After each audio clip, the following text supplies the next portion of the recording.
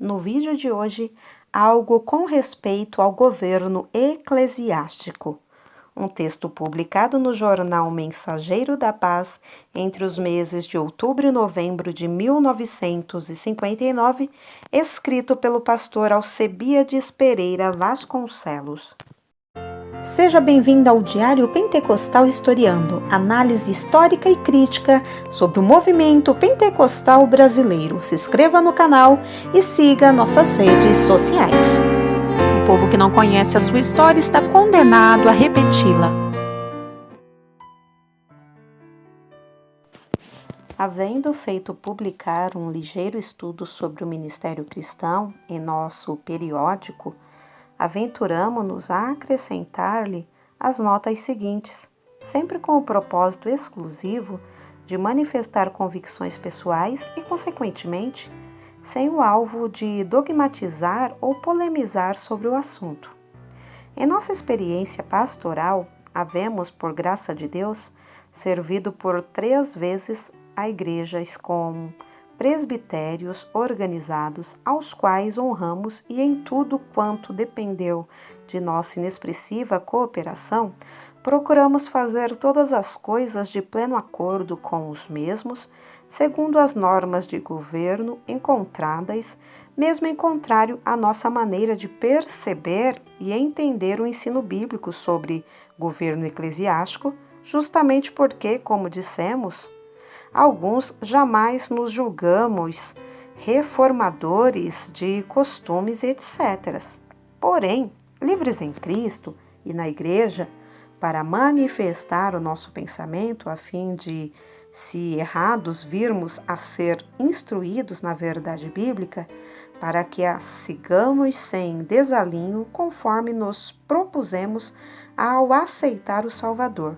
Eis-nos, portanto, de volta à luz da publicidade, com o assunto gêmeo do anterior, pedindo aos amáveis leitores, mormente aos pastores, a complacência de nos lerem com atenção, notando, por favor, que nosso propósito é o acima exposto, revelar o que achamos certo, para que, se errados, sermos instruídos na verdade bíblica que amamos e desejamos seguir a todo custo, com introito acima à guisa de ressalva, passemos ao assunto. No nosso entender, a Igreja cristã biblicamente entendida governa-se a si mesma mediante o sistema democrático em que todos os seus membros livremente podem e devem ouvir e ser ouvidos, votar e ser votados conforme a sua capacidade pessoal de servir. Isto posto, consideramos que o sistema de um presbitério oligárquico que delibera e executa, sobreposto à Igreja de Deus, é completamente sem fundamento bíblico, posto que diretamente num texto do Novo Testamento alude à sua existência. Bem assim, o sistema ditatorial de um pastor que delibera e executa por si mesmo, sem a autoridade expressa por voto da maioria da Assembleia, é coisa destituída de base neotestamentária. Aleluia! A Igreja cristã, à luz do Novo Testamento, é uma democracia perfeita, em a qual o pastor e seus auxiliares de administração tenham as categorias ou denominações que tiveram, não dominam, pois quem domina sobre ela é Jesus, por mediação do Espírito Santo, sendo o pastor apenas um servo que lidera os trabalhos sob guia do mesmo Espírito Santo. E neste caso, é expressa e taxativamente proibido de ter domínio sobre a igreja. 1 de Pedro 5, 2 e 3. Aleluia! Consideramos o ensino do Novo Testamento muito enfático quando se refere à verdade que acima apreciamos. Examinemos os seguintes exemplos. Na aplicação da disciplina, Jesus determina que consideremos a sua igreja como a única autoridade em sentido disciplinar, e, neste sentido, faz caso omisso tanto do pastor como do presbitério, quando determina que, se o membro faltoso não atender ao seu antagonista que o procurar para reconciliação, nem as testemunhas por este apresentadas que o leve diretamente à igreja, e se ele não os atender, dize-os à igreja, e se recusar ouvir a igreja, considera-o como gentil e publicano. Mateus 18, do 15 ao 18. Na eleição do sucessor de Judas, quando se verificou a necessidade de um substituto para Judas que se desviara, está escrito: naqueles dias, levantando-se Pedro no meio dos irmãos, ora, compunha-se a assembleia de umas 120 pessoas, e disse: é necessário, pois, que dos homens que nos acompanharam, um se torne testemunha conosco de sua ressurreição. Então propuseram 2 e os lançaram em sortes, vindo a sorte recair sobre Matias, o qual, com o voto de todos, passou a ser constado com os 11 apóstolos. Atos 1, do 15 ao 26. Na eleição dos diáconos. Aliás, neste sentido, é unânime entre nós o consenso de que devem ser escolhidos esses servidores por voto geral da Igreja. Porém, nosso propósito não é analisar este assunto, e sim demonstrar os casos em que a Igreja primitiva impôs sua autoridade, que foi reconhecida e respeitada tanto pelos apóstolos como por seus assessores imediatos.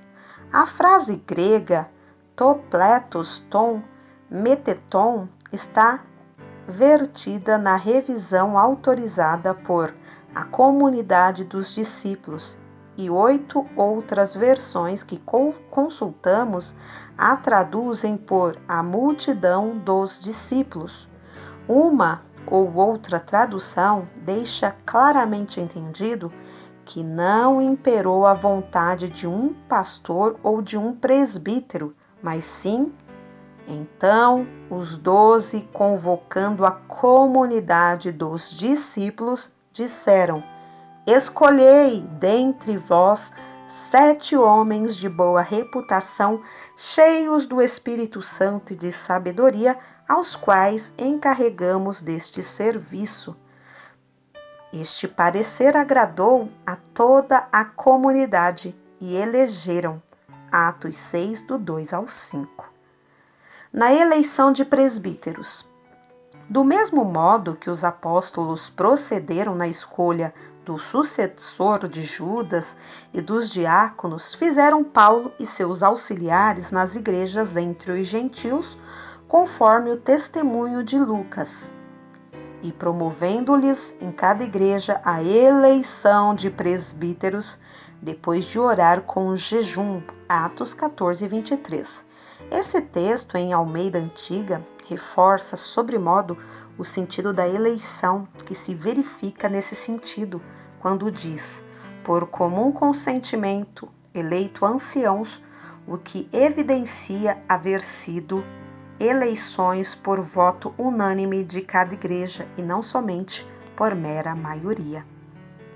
Na escolha, envio e assistência a missionários. Diz Lucas, com respeito à evangelização de Samaria, onde estava Filipe, um dos 7 escolhidos pela igreja em Jerusalém, que agora exercia o dom de evangelista. A notícia a respeito deles chegou aos ouvidos da igreja que estava em Jerusalém e enviaram Barnabé até Antioquia. Atos 11, 22. E em Atos 15, 40 está escrito que Paulo, tendo escolhido a Silas, partiu encomendado pelos irmãos à graça de Deus. Acreditamos que irmãos aqui se refere à igreja e não a outrem. Na recepção de relatórios. Do que está escrito no livro de Atos 11, do 1 ao 8, deduzimos que Pedro, embora revestido de autoridade apostólica, sentia-se dependente da igreja em Jerusalém, a quem deu contas pormenorizadas de sua atividade evangelizadora entre os gentios. Chegou ao conhecimento dos apóstolos e dos irmãos que estavam na Judéia que também os gentios haviam recebido a palavra de Deus. Quando Pedro chegou a Jerusalém, os que eram circuncidados o arguiram, dizendo: Entraste em casa de homem incircunciso e comeste com eles. Então Pedro passou a fazer-lhes uma exposição por ordem. E depois, ao surgir a questão judaizante entre os gentios, chegando Paulo e Barnabé a Jerusalém, está escrito que foram bem recebidos pela igreja, pelos apóstolos e pelos presbíteros e relataram tudo o que Deus fizera com eles. Atos 15, 4.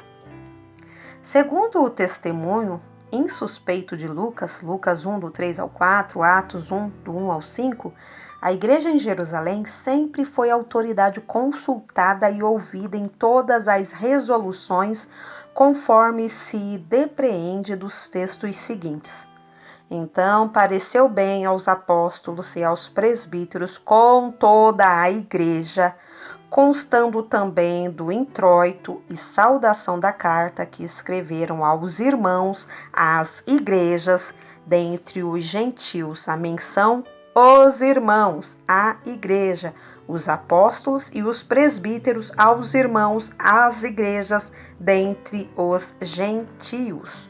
Atos 15, do 22 ao 23. Ora, se a igreja era consultada e tomava resolução em conjunto com o ministério sobre questões de fé e de ordem, no princípio, claro, está que ela não estava sujeita ao domínio de um pastor e tampouco de um presbítero ou convenção ou qualquer outra coisa semelhante.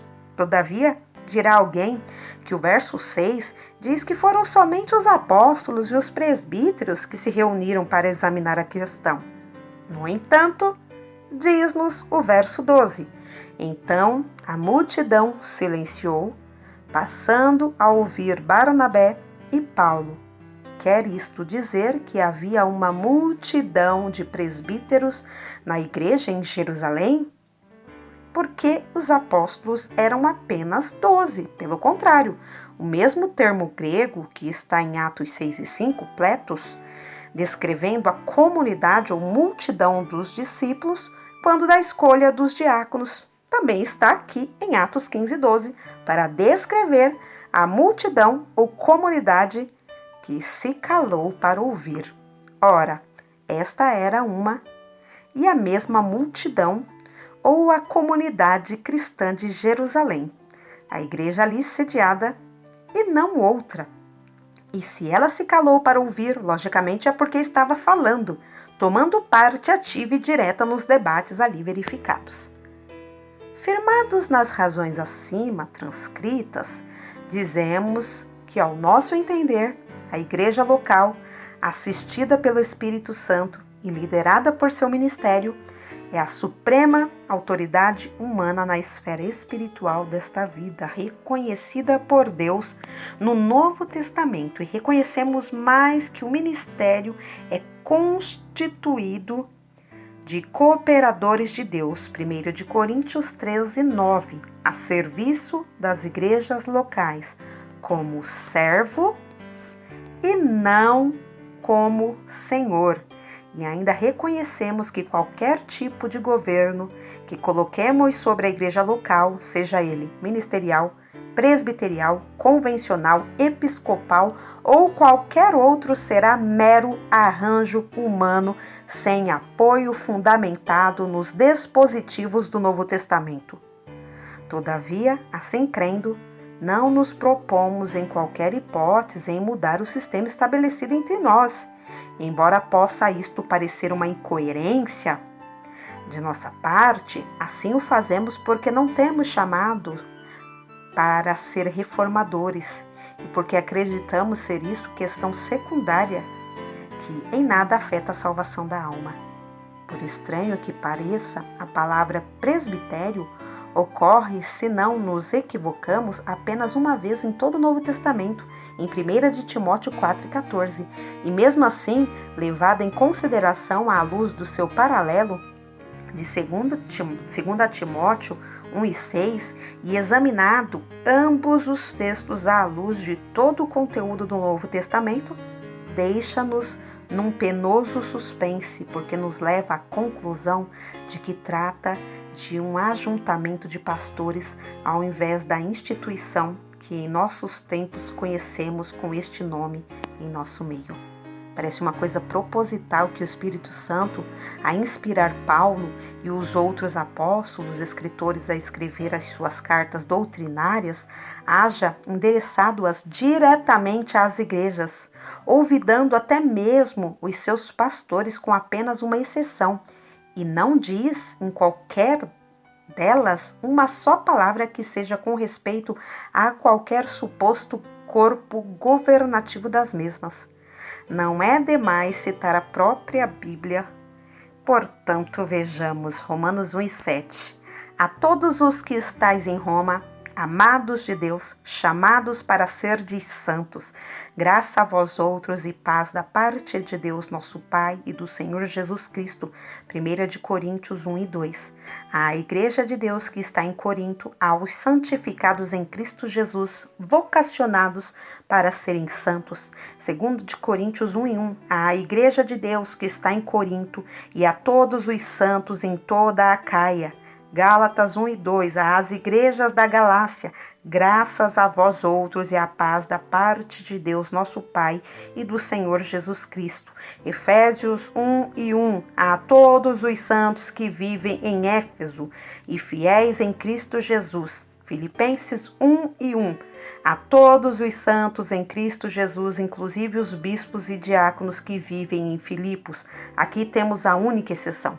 Colossenses 1:2, aos santos e fiéis irmãos em Cristo que se encontram em Colossos. 1 e 2 de Tessalonicenses 1:1, a igreja dos Tessalonicenses em Deus Pai e no Senhor Jesus Cristo, graça e paz a vós outros. As 4 cartas pastorais, Paulo as escreveu a 3 ministros do Evangelho e nelas apenas uma vez, conforme nos reportamos acima, alude a presbitério. Porém, ao fazê-lo, demonstra como função dele não governar a igreja, e sim separar obreiro para o ministério da palavra. Acreditamos em obediência a determinada resolução antecipada de uma igreja local. As de Tiago e de 1 Pedro foram endereçadas aos judeus cristãos da diáspora com instruções preciosas, porém nelas também os seus escritores silenciam a particularidade de que nos ocupamos neste estudo. 2 de Pedro foi dirigida aos que conosco obtiveram fé igualmente preciosa na justiça de nosso Deus e Salvador Jesus Cristo. 2 e 3 de João são cartas pessoais ou individuais. Judas destinou a sua carta aos chamados amados em Deus Pai e guardados em Jesus Cristo, e o maravilhoso Apocalipse é endereçado às 7 igrejas que se encontram na Ásia. Apocalipse 1:4. Ainda para concluir este tópico, as 7 cartas contidas em Apocalipse 2 e 3 são destinadas diretamente às igrejas através de seus respectivos anjos, sem a menor alusão a qualquer entidade governativa. Apocalipse 2, do 1, 7, 8, 11, 12, 17, 18 e 29. Apocalipse capítulo 3, versículos 1, 6, 7, 13, 14 e 22. Em adendo ao nosso estudo, passaremos a expressar o que cremos com respeito à teoria que define haver 2 classes de presbíteros com base em 1 de Timóteo 5:17. De acordo com o abalizado conhecedor do idioma original do Novo Testamento, o referido texto, na maioria de nossas versões, é mal traduzido, afirmando, porém, que a edição brasileira, em certo sentido, aproxima-se mais da realidade do que as demais, e nela temos o seguinte: os presbíteros que cumprem bem os seus deveres sejam tidos dignos de dobrada honra, especialmente os que se ocupam na palavra e no ensino. Ponhamos cada elemento à parte e os consideremos desse modo. A primeira parte alude aos presbíteros que cumprem bem os seus deveres. Quais são esses deveres? Leiamos 1 de Timóteo 3, do 8 ao 7, Tito 1, do 5 ao 9, Atos 20, 28, etc. O que vemos nesses textos? Muitos deveres, é verdade, mas no tocante a governar a igreja, não se diz uma só palavra sequer. Deve sim governar, mas a sua própria vida e família. Quanto à igreja, ele deve ter cuidado dela. 1 de Timóteo 13, 5. Ensinar e admoestar. Tito 1 e 9. Apacentar. Atos 20 e 28. Assim, levando em consideração que o presbítero não é um governador e sim um líder, à semelhança de um professor, passemos à outra parte. Sejam tidos por dignos de dobrada honra. Aqui nós temos no original as palavras disples timis, que acreditamos, dentre todas as versões portuguesas, é a de Matos Soares, a mais precisa, pois a traduz por dobrado estipêndio. E tanto é certo isso que os doutos revisores da Bíblia de Almeida colocaram à margem a seguinte nota com respeito à palavra timis: honra ou remuneração. De fato, diz uma autoridade consultada que diplés vem do diplou, que significa pago em dobro, paga, recompensa. Ora, analisando-se esse texto à luz do seu contexto, contido no verso 18, logicamente somos obrigados a admitir a tradução de disples por dobrado e timis por estipêndio, conforme o fez Matos Soares ao traduzir o latim duplice honore. Pois, diz o verso 18, não atarás a boca ao boi quando debulha, e digno é o trabalhador do seu salário. Aqui chegados, perguntamos: por se aludir neste texto aos presbíteros que se ocupam da palavra e do ensino, justifica-se só por isso a existência de outra classe de presbíteros? Se a resposta for afirmativa, neste caso, ocorre-nos mais uma pergunta: quais são os deveres dessa outra classe de presbíteros inferiores e por que o Novo Testamento apenas alude à sua existência neste texto? Ao nosso modo de crer, não há aqui duas classes de presbíteros, e sim uma só. O que se verifica na época de Paulo e Timóteo, ao nosso entender, é o mesmo que com muita frequência se repete em nossos dias. Havia presbíteros que não possuíam o dom da palavra e outros não tinham o dom do ensino, do mesmo modo que atualmente há pastores em idênticas condições. Aliás, os revisores da Bíblia de Almeida traduziram esta frase assim: especialmente os que se afadigam na palavra e no ensino. Se esta é a tradução correta, o contexto nos faz entender que esses presbíteros, mesmo possuindo os dons da palavra e do ensino, davam apenas uma parte do seu tempo aos referidos dons, ocupando-se também de outras atividades das quais certamente auferiam lucro, carecendo, portanto, apenas de uma parte do sustento por parte da igreja. Enquanto outros, sentindo-se constrangidos pela chamada, abandonaram tudo e se dedicaram exclusivamente ao ministério da pregação e do ensino. E, portanto, enquanto aqueles recebiam apenas uma parte do seu sustento oriundo da tesouraria da igreja, manda o apóstolo que a estes que se dedicam exclusivamente ao ministério, a igreja pagasse dobrado salário, isto é, o duplo do que pagava aos primeiros. Esse fato é idêntico a muitos que reconhecemos em nossos dias. Há pastores que têm o dom da palavra e do ensino, no entanto, são funcionários públicos, outros são industriais, comerciantes ou têm profissões liberais das quais oferem bastante lucro para sua manutenção familiar, e alguns recebem apenas uma parte dos proventos que a igreja lhes paga, e outros dispensam tudo por não necessitar. Enquanto que outros, dedicando-se exclusivamente aos serviços espirituais, vêm-se forçados a se arrimar no mandamento que diz: assim ordenou também o Senhor aos que pregam o Evangelho que vivam do Evangelho. 1 Coríntios 9,14. Neste caso, se um que dispõe de um emprego regular recebe também salário da igreja, então, ao que se dedica exclusivamente ao ministério, deve-se pagar o duplo do que se paga ao outro. No tocante ao termo presbítero em si, reconhecemos pelo Novo Testamento haver sido esse o primeiro título dado ao ministro cristão. Atos 14, 23, Atos 15, 4, etc.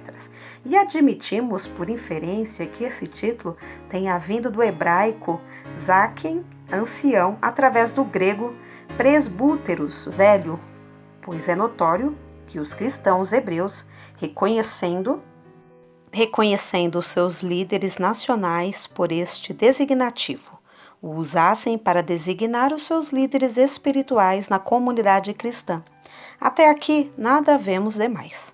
Porém, sendo o sistema cristão neotestamentário caracteristicamente congregacional, não no sentido denominacional, mas no que respeita à igreja local, concebamos como um perigo de dupla feição o que queremos ressuscitar para as nossas igrejas, o extinto sinédrio judaico, com a criação de um corpo governativo com a designação de presbitério ou ancionato, baseando-se no sistema oligárquico israelita.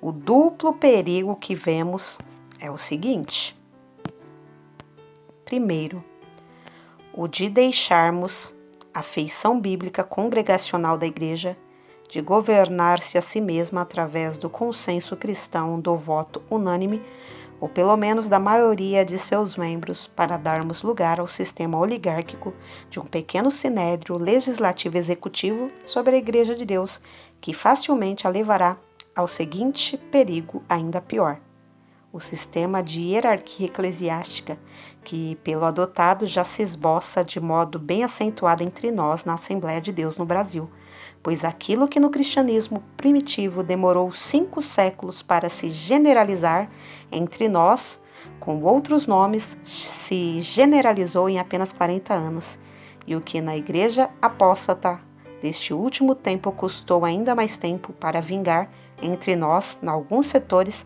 já é coisa oficializada com menos de 50 anos de experiência pentecostal. Provando os argumentos acima, com a instituição sem base bíblica de 2 classes de presbíteros, presbítero pastor, que tem um encargo permanente e de caráter geral, e o presbítero local, cuja função, por não ter definição bíblica, é a mais confusa e ininteligível que se pode computar. Repetimos, com esta invenção, criamos a primeira distinção hierárquica entre nós, logo cedo, e depois, como fruto da existência dos presbitérios e até certo ponto por exigências de nossa legislação nacional e do nosso medo de criar um órgão ou órgãos que nos ajudem a controlar as questões puramente administrativas, a exemplo de outros grupos denominacionais, vieram a existir os chamados pastores presidentes, que em realidade é uma reprodução, noutros termos, do antigo sistema de presbíteros bispos dos tempos dos chamados pais da igreja, dos quais Cipriano foi o primeiro a estabelecer claramente a distinção entre presbíteros e bispos, e a primazia da igreja romana com cátedra de Pedro, Newman.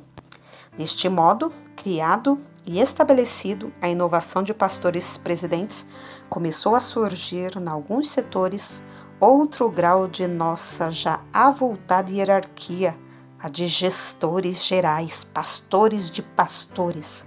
Logo no princípio, esse designativo recaía esporadicamente em alguns pastores, motivado pela gratidão de outros que deles recebiam auxílios generosos, e por tal designação eram contemplados elementos apenas com campo de ação circunscrito a um estado ou a certa região de um estado. No entanto, já dava o que pensar. Agora, porém, não mais por motivo de gratidão, mas por decreto, por força estatutária, já há lugares na Assembleia de Deus, pelo menos um pastor-geral com caráter nacional. O que vemos nisto, senão que estamos a um passo só de um papado pentecostal brasileiro?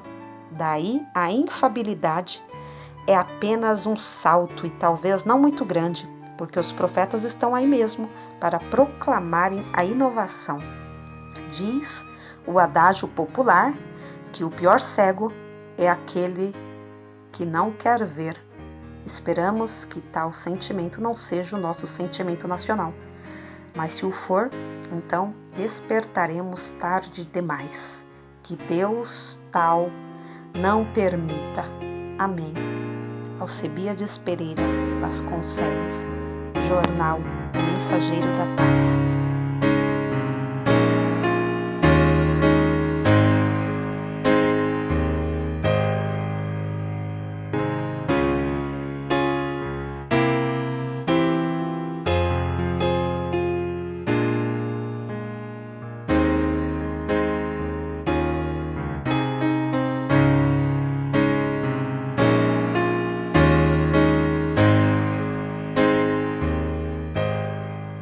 Porque nada podemos contra a verdade, senão pela verdade. Segunda carta aos Coríntios 13:8.